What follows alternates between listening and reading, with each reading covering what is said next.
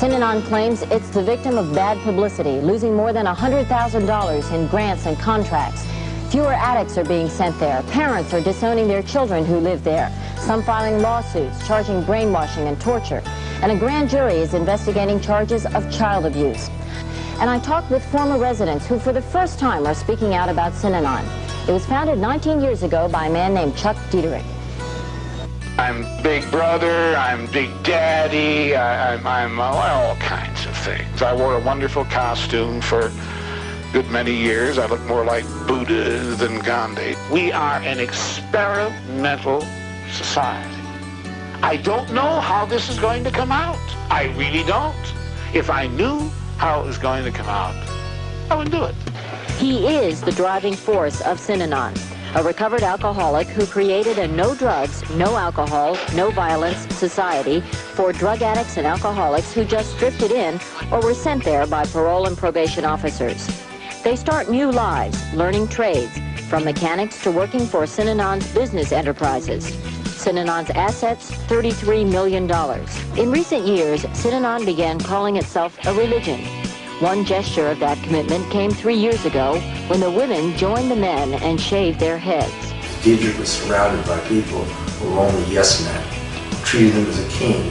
He now sat on an actual throne, but now he's being made into a god. And if you make someone into a god, you give him godly powers, he will become a god. And Dieterich became God. On May 23rd, California Health Department inspectors entered Synanon's premises in Marin County with a warrant to investigate reports of child abuse. If they want to come on our property, we will surround them, each one of them, with 10 guys twice their size within 1 foot of them, and say, all right, inspect, punk.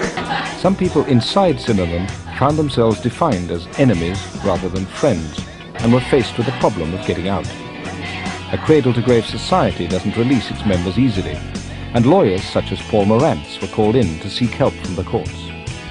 I had a client who came to me, referred to me by another individual, who said that his wife was in Synanon and that the organization was refusing to allow him to see her, speak to her, or take her out.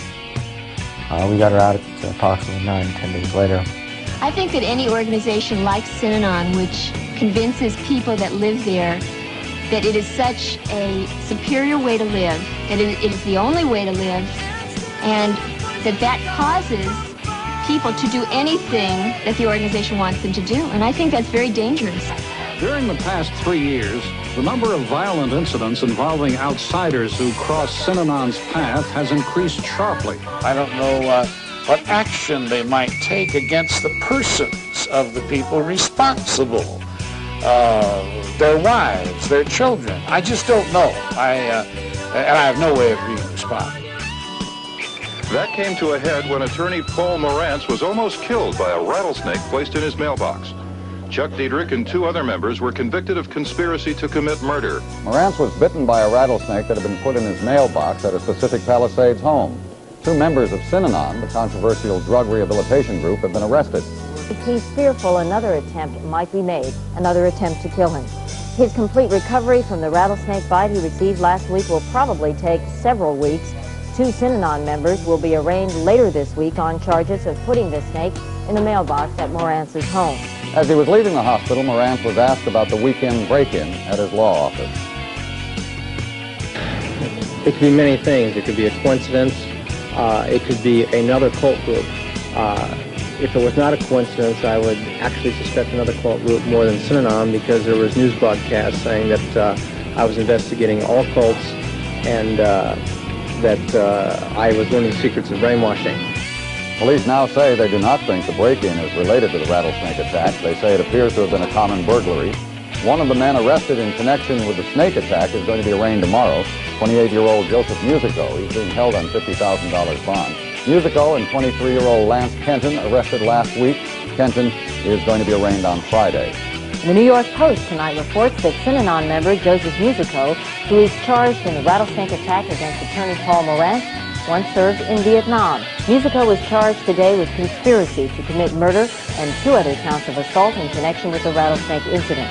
He's a former heroin addict and was an Army military police officer in Vietnam. He's being held on $50,000 bail. The other suspect, Lance Kenton, is free on bail. Identical charges are expected to be filed against him on Friday. 20-year-old son of band leader Stan Kenton pleaded innocent in charges of conspiracy and assault with a deadly weapon. Kenton and another member of the drug center Synanon are accused of plotting to kill Morantz, possibly because he won a judgment against Synanon. A preliminary hearing has been set for next month. Till then, Kenton will remain free on $25,000 bail. The grand jury also referred to the number of reports it had received about child abuse inside Synanon. An alarming number of parents have to deal with the trauma of losing a child to a cult. Joy Butler's 17. He spent 5 years of his life at Synanon. You were very instrumental in getting Joy and his brother and sister out, am I correct? Yes, that's true. Were you still aware, were they calling you, making any kind of threats through you to Paul Morantz? I mean, were you aware that anybody was out to get him? Oh, I was aware that they were out to get him. But you didn't know it was going to be a snake? No, I had no idea. How long did it take you to recover from that? I was in the hospital for a week.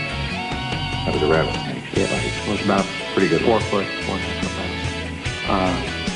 They still have millions of dollars. Charles Diedrich is on probation. However, at the same time, we're not aware of any violence that has taken place since the rattlesnake attack. As far as helping getting the kids out, I gained something for myself, which is sort of another family.